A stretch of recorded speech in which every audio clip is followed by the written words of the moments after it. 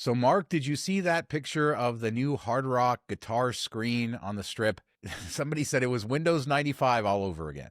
It looks kind of like Windows 98. I don't know. Wasn't that the most beloved Windows was 98? The more they change things, the more it looks the same. But to roll that out, I was excited when I saw this. I'm like, oh, we're going to see something cool. And then you just see like the old school computer up on there.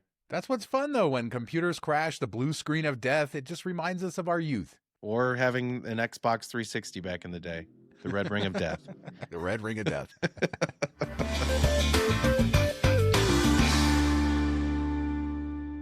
From one guitar to the other on the Vegas Strip, we saw this time lapse from True Look cameras. Let's start with this. Seeing that big old guitar come to life. Yeah, I think it feels like it's been progressing quicker than I would have expected. And maybe that's just because time seems relative, or you don't really notice how much time has passed since it started, but it has been moving along. And maybe this adds credence to the fact that they didn't stay open while they were doing this, even though we all thought they were going to keep parts of the property open and running while they were building this. Maybe this has kind of sped things up for them. Yeah, I mean, they're doing so much over there, whether building new theaters, gutting everything. I mean, so much guitar tower coverage all over the internet, but it's neat to see the time lapse. And just a quick shout out to Jedi Rich. All over my Twitter feed every day, he's just driving up the Strip, filming that guitar. Love that guy. Yeah, I've seen quite a few posts from him. He always has cool stuff to share. And I've noticed it too. Like he's making that trip quite often. But let's talk the view from this tower. I saw this from Daniel Ocean, M6 Drop. He's great on Twitter as well.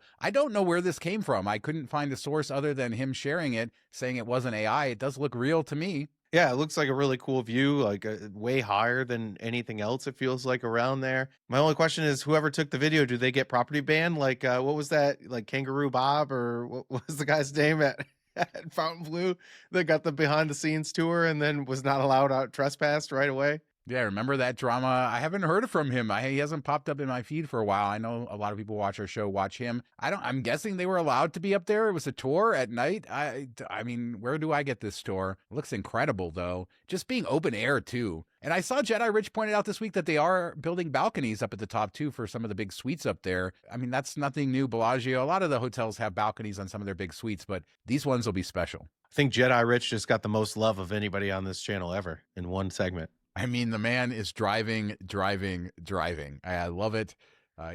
What a character for going back all the years we've been doing the show. Sometimes he goes away from Vegas. Sometimes he comes back. Well, hopefully Jedi Rich can use his force power to help Phish sell some tickets over at the Sphere. Did you see this on StubHub? I just logged on before the show, and I saw this. Somebody mentioned this on Twitter. I don't remember who did.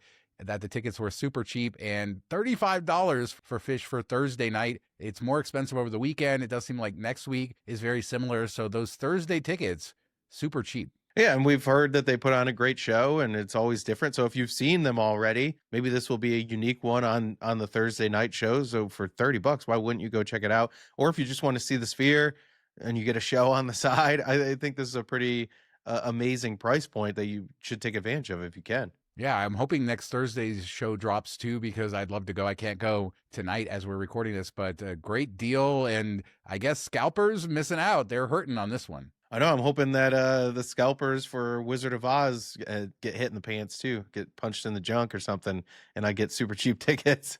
Don't hold your breath, but another reminder that like people are paying thousands of dollars for their Phish tickets for the opening shows, and some of these acts, as they go deeper into their residencies, it's easier to get tickets. It's cheaper, especially at face value. And then look at this. Sometimes things like this happen. But let's move over to Aria now, and an update on the carpet situation I talked about on Monday's show, whether they're going to renovate all their carpet. The poker area was behind curtains, and Chris Holmes went over there. It does seem like they're replacing the carpet, although I don't think it's a new design. That's what I could gather from these pictures. The design just looks like Fruit by the Foot got like lost, or somebody unrolled one and threw it on the ground.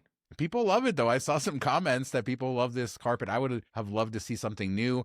I think this is a good reminder, though, to tell people, since we do a lot of carpet coverage here, it's more often that casinos replace carpet with the same carpet, just a newer version, because it gets worn out so quick, than they have a whole new design come in. I mean, it makes sense because you could do it in parts. Some parts probably wear out quicker than others.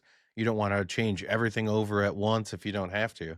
But let's hop over to the airport. Harry Reid, Las Vegas, McCarran, whatever airport you want to call it, is the fifth busiest airport in the world by aircraft movements. That's takeoffs and landings. And that's a huge deal.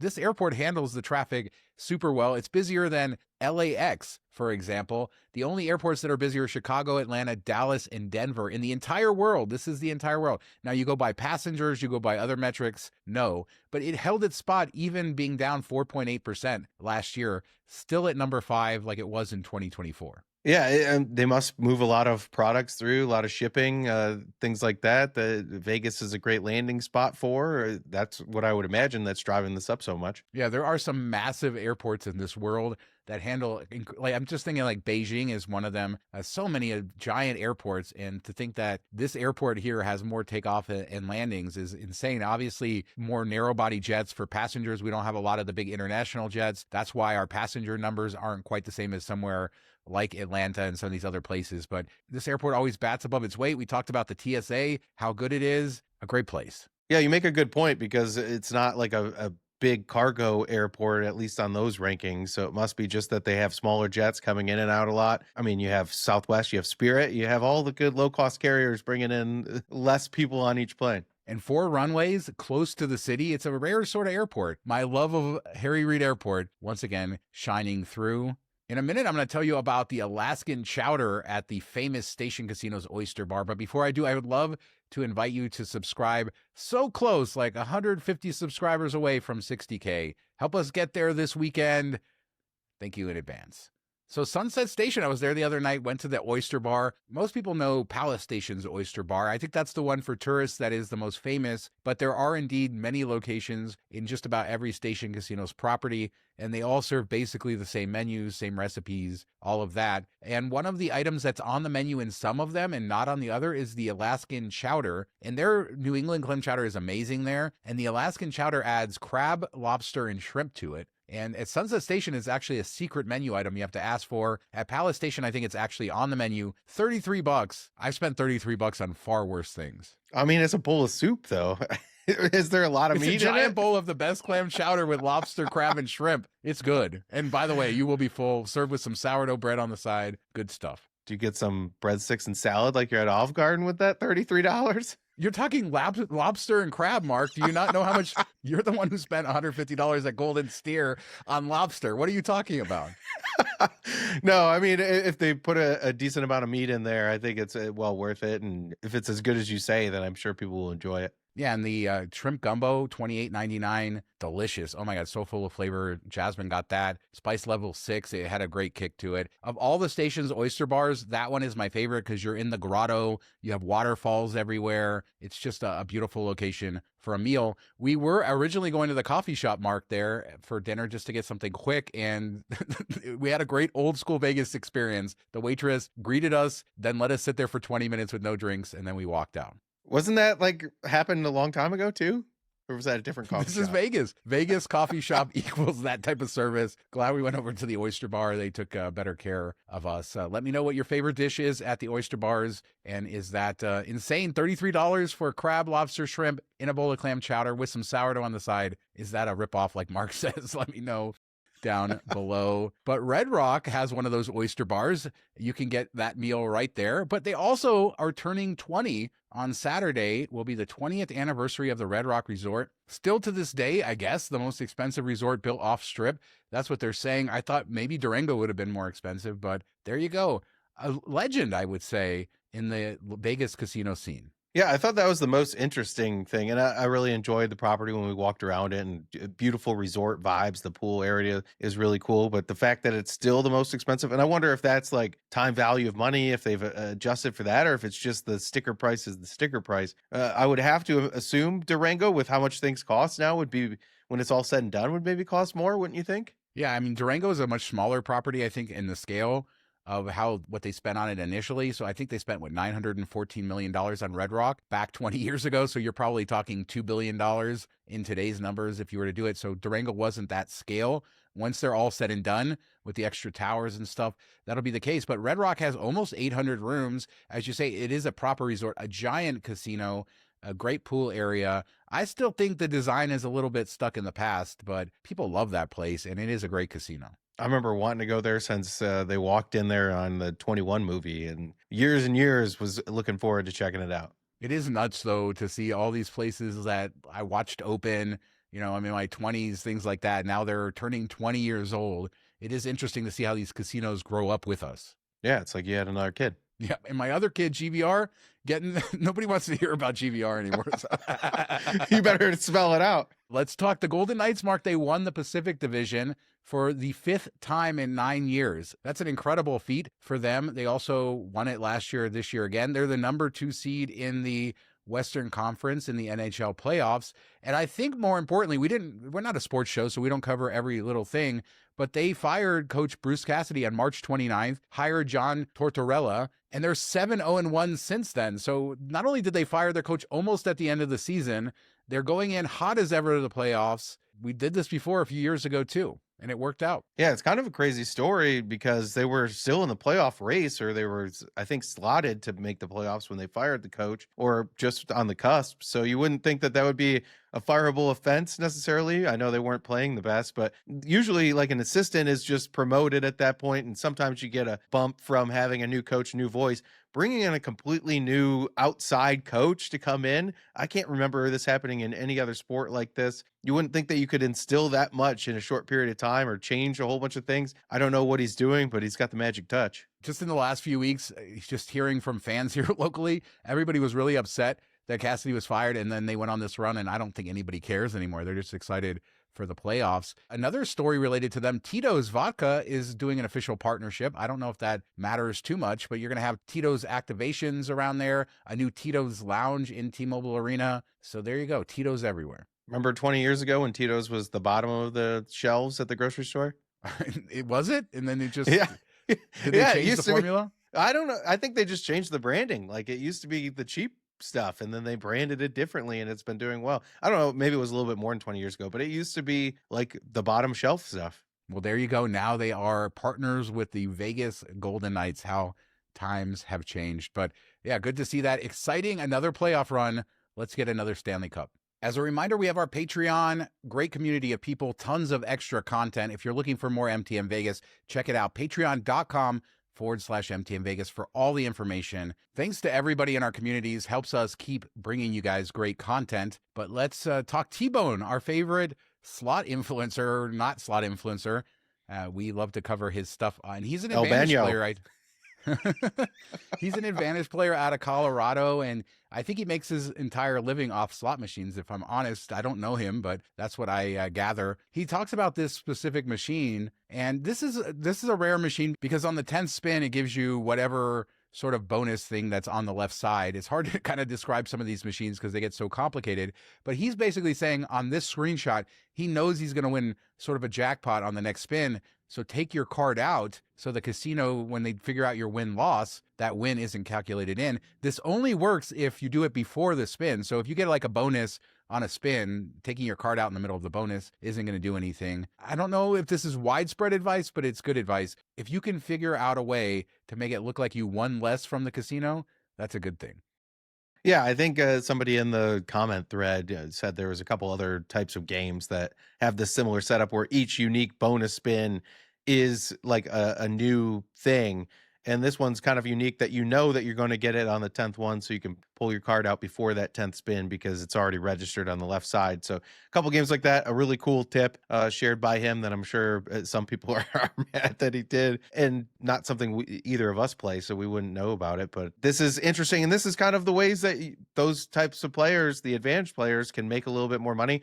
And yes, you still have to claim it on your taxes. You're still going to get that. It's probably going to trigger a form, and they're going to have to hand pay you and all of that stuff. But when they go to look for your comps and stuff, they're not going to notice that big win. And everybody believes that losers get better comps, or people that aren't winning a ton. So that this is all an extra couple percentage on the back end. And that depends on the casino too, because some casinos do tie it all in, and they have a way to do that from my understanding. So whether you have a card or don't, there's a profile to you and it's assigned. So if you were to hit a W2G, then it would be tied to your stuff. I don't know. People can chime in, but I don't think this is so widespread. It's a reminder, if you ever see this machine and it isn't loaded up to the left with a bunch of good stuff, then your return to player is really low. So this machine is really, really bad unless you're in those very specific moments, which is why he's doing that. But I think a lot of these advantage machines, Mark, are disappearing. More and more of them are going away because I think the casinos are trying to balance these advantage players with their regular customers. And as someone who's been in casinos with these roving gangs, it's not always the best experience. The sour rooters, we talk about them from time to time and how uncomfortable it makes people. And that's their bread and butter. That's the casino's bread and butter, is the people they're making uncomfortable. They're not making money off the advantage players, or at least not as often as they are some of the regular folks. So I could see why they would want to try to get these machines out of there. And they're just kind of spurning on their own demise by doing these things. Yeah, it's an interesting discussion. I'd love to hear what people have to say. Advantage players, advantage machines, do you like those? If you're just a regular person playing them outside of their advantage state, you're getting less return to players. So it is a sort of a balancing issue.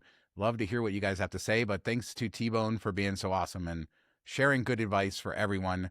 But let's close with this. Le Cirque, one of the original restaurants at Bellagio, is closing its doors in August. This, I love this restaurant. I've never eaten there. It feels too fancy for me, Mark. Just there's certain restaurants where you just don't feel like it's your kind of place. But this dining room. This dude will spend $33 on a bowl of soup, but this is too fancy. I mean, you can't even get a Caesar salad at Le Cirque for $33. What are you talking about? No, I mean, but this dining room with the big tent thing, and I've always thought it looks incredible. I've indeed seen the dining room in person too, just haven't eaten there. And another kind of turnover of one of the iconic Bellagio restaurant spots. Yeah, I mean, it's always, you see these in ads and everything. I mean, even if you've never been there or even been to Vegas, you've definitely seen pictures of this place or in film and everything like that. So it's iconic for sure in Vegas, and sad to see it closing, unless this was just kind of like whoever was running it was like, all right, we're done. I hope it wasn't because it wasn't as successful as it used to be, but I really think it's cool that they're giving plenty of time. It's not like hey, next week we're done.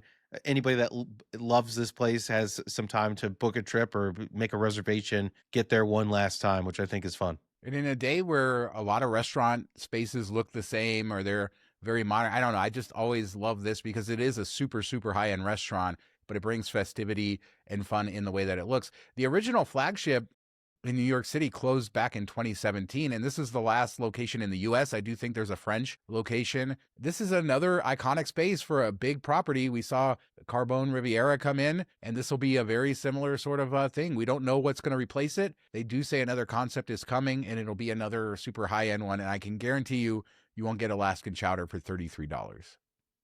Do you think they're going to bring another yacht in, or what? We're going to have two yachts, dueling yachts? I love it. Competing yachts. Yeah.